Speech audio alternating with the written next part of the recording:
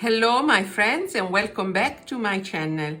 I'm Elisabetta, an Italian watercolor artist with a passion for art supplies. Today I'm swatching and reviewing this Inktense Paint Pan Set number 1. There is a number 2 that I'm very curious to try. Stay with me if you're curious as well to try this pan set of Inktense by Derwent.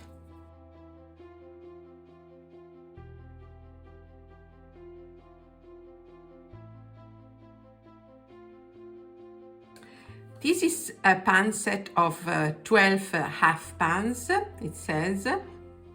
Derwent is a British-based company very famous for pencils. Originally, Inktense are watercolor pencils, but they also make sticks and 24 half pans. This is the first version of their half pans, and it is just 12.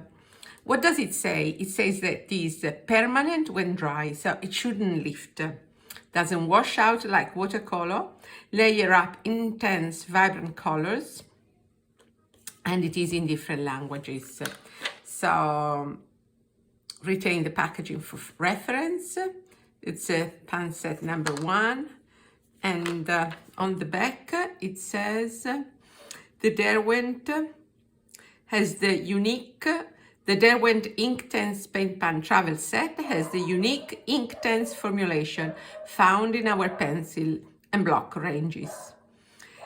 It says that unlike traditional watercolor, washes of vivid paint can be applied without dissolving previously dried layers. Ideal for travel use outdoors with everything needed to paint on the go, including 12 highly light fast Inktense paint pans, a mini water brush, a sponge, and 5 mixing palettes. Inktense is suitable for use on paper, fabric, and other surfaces for a wide range of fine art and craft projects. Palette number 1 is a traditional color selection with additional greens and browns as well as ink black.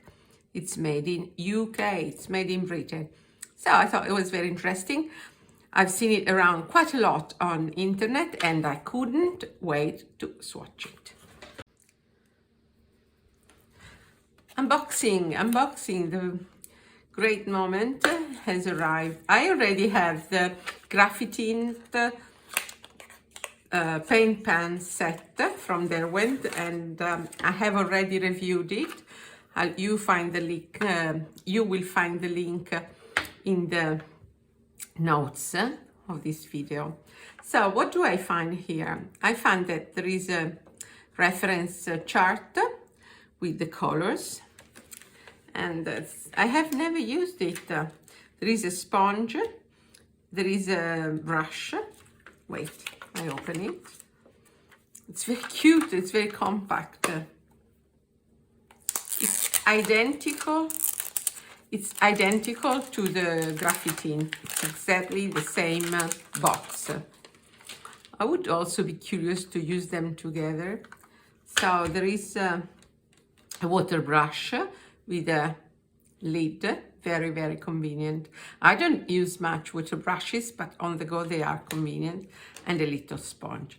Let's start swatching. I can't wait. I find this little set very exciting. Maybe you remember that for Graphitint I swatched some stones.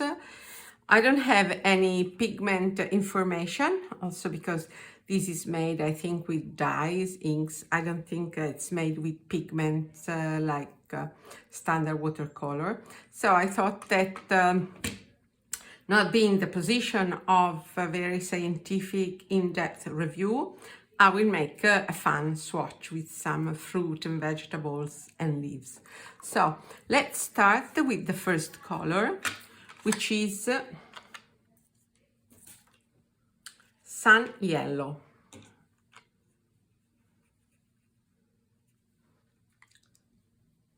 Ooh, this is so bright, so pigmented.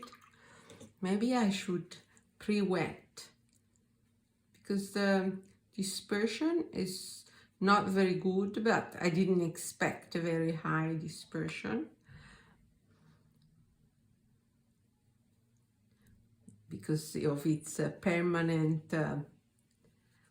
Of course, I can't mix colors here, but I will make it later. So it's a wonderful lemon yellow, so bright and so intense. I like this already. It's very, very bright. Let me just add some color on the left. You know what? I will add names of colors, so I'll be back in a minute. Now I'm trying mango.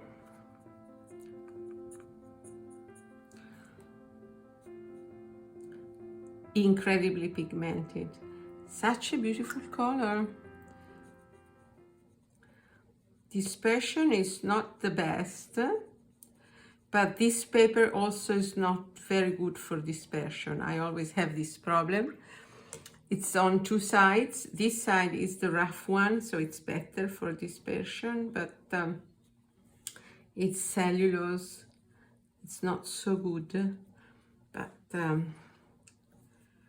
I swatch all my paint with this paper, so they're in equal conditions. I think this is so lovely.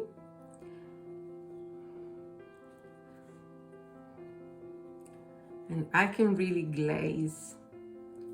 Look at the variety with just one color. So this is mango. Let's go to poppy red. Poppy red, I think I will pre-wet my strawberry. And I'll go with poppy red. Yes, the dispersion is so much better, the flown paper, if I pre-wet my paper.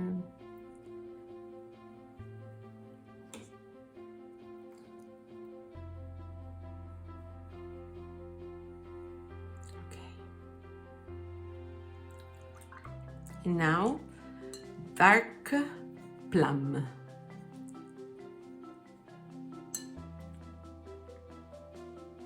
It's a beautiful purple. It's even slightly muted, I find. Let's go to ultramarine now. I have placed a little flower.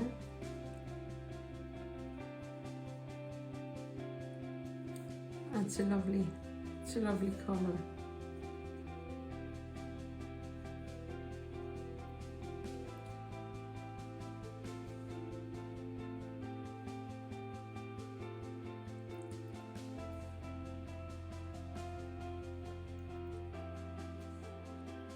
Here.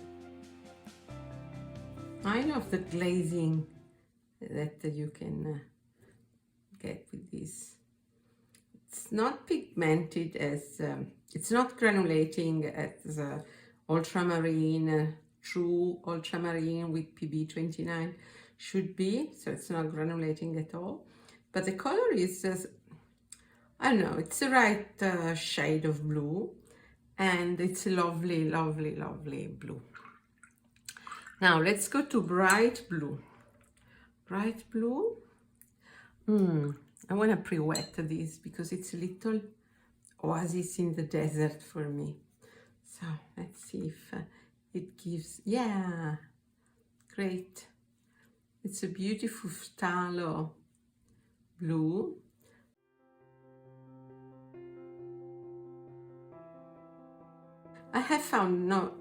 I haven't found any information on the formula. I think it's inks. The name says it, Inktense. But, so I think it's inks and not pigments, so it's dyes, but the beautiful dyes. Even Winsor & Newton makes some inks, drawing inks. But these are really, really nice. This bright blue. And then for teal green, I have imagined the sea. So this is a tropical sea.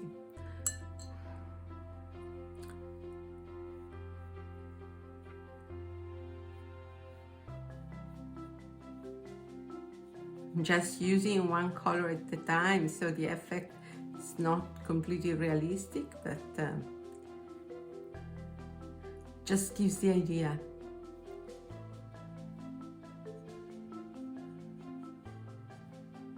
Okay, the horizon, and this is the sea, the beach. You can glaze as much as you like. Can't you see? So the horizon I will put darker. Okay.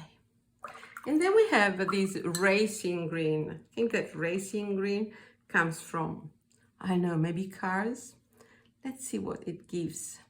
Wow, this is like a Perylan green. It's almost black. It's pitch dark. It's beautiful, this green. It's a Christmas green almost. Wow.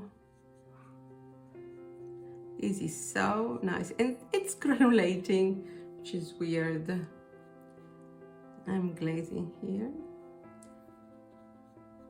And I will add some. It's really, really beautiful. It's Christmas green. Okay, second row is done. Let's go to the third row. Third row, we start with this kiwi green. I imagine some grapes. It's a yellow, it's like a May green, a yellow green. Very, very vibrant. I can imagine mixing these two greens must be a delight.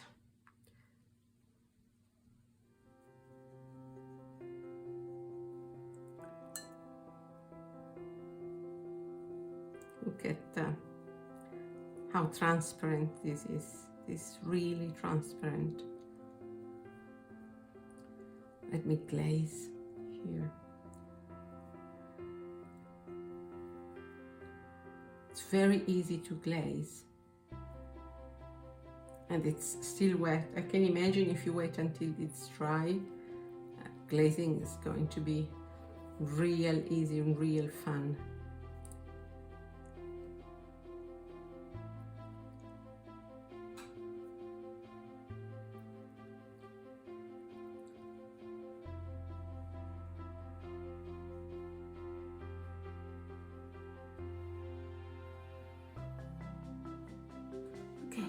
So this is my grapes with the kiwi color.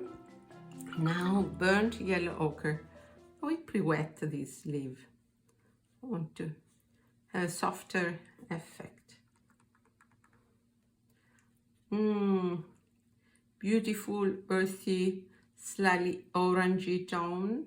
Actually, it says burnt yellow ochre. It's not yellow ochre. It's in between burnt sienna and the yellow ochre. It's more like a raw sienna, actually. What really impresses me is the glazing capacity. I think I can have a lot of fun with this. Now, natural brown.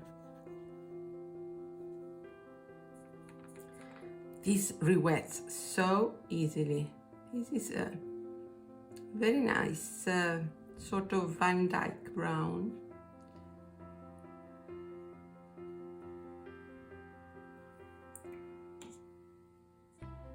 It's really a very nice brown. It's warm, it's dark, it's intense, it's pigmented. And now black. Black that you can always use to mute other colors. It's like black ink actually, but you can water it down to a gray. So if you mix it with blue, you can easily use it for shadows. This should be a cup of coffee. Okay. I will try to glaze, now that they are dry, I will try to glaze some of the fruits to see what happens if they're dry. I will try to add some yellow, because now they're dry. So, yes, absolutely a delight glazing. Let me see the green.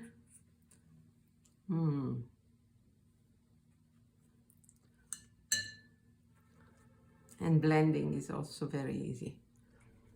The plum, we don't really need it, but this is wonderful. Here.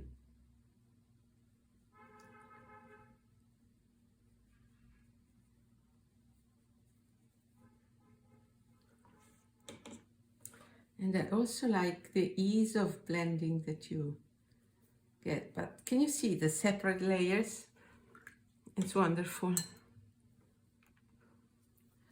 Let me put some more blue on the horizon and some, let me blend it, and maybe some, okay. Same with teal.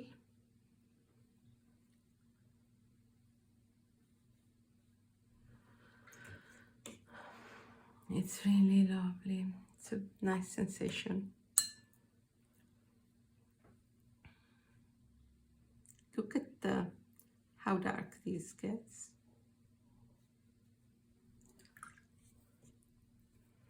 I like the way the layers show.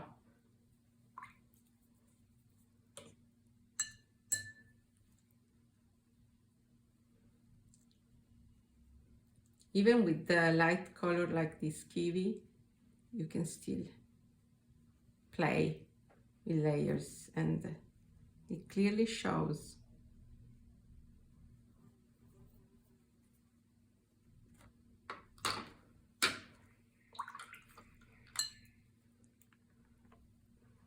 My beautiful leaf.